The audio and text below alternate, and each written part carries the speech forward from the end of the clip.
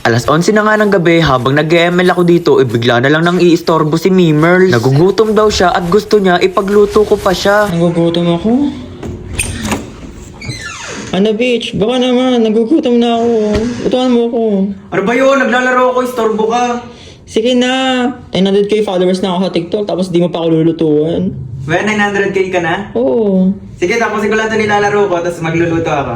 Totoo? Okay. Sige.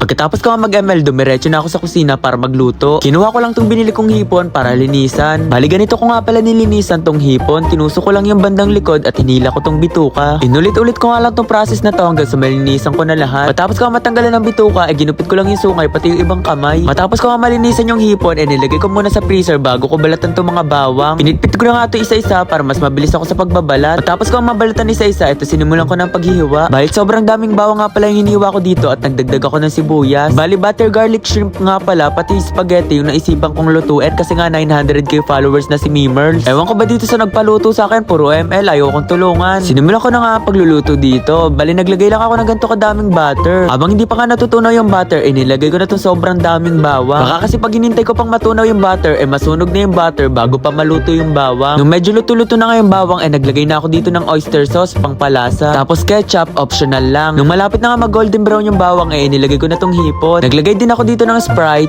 lemon, pang patanggal ng langsa. Late ko na nga nailagay tong pepper. After ilang minutes nga, eto luto na.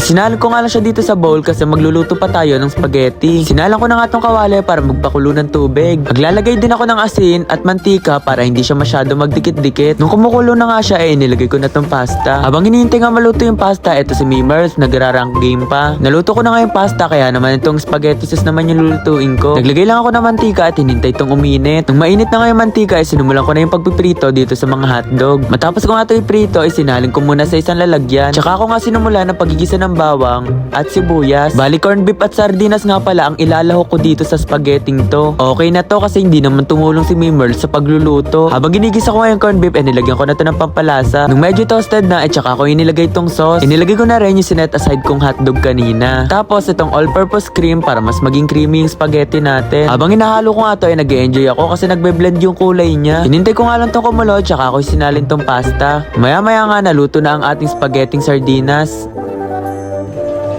Ay wow, spaghetti. Ano, bitch? Baka may matutulungan ako sa'yo. Kung kailan tapos na, wag na mag-ML ka na lang doon. Eh, bali mo may matulungan ako dyan. Anong tutulong mo? Pagkain o kumain ka na? Ah, sige. Wow, sarap.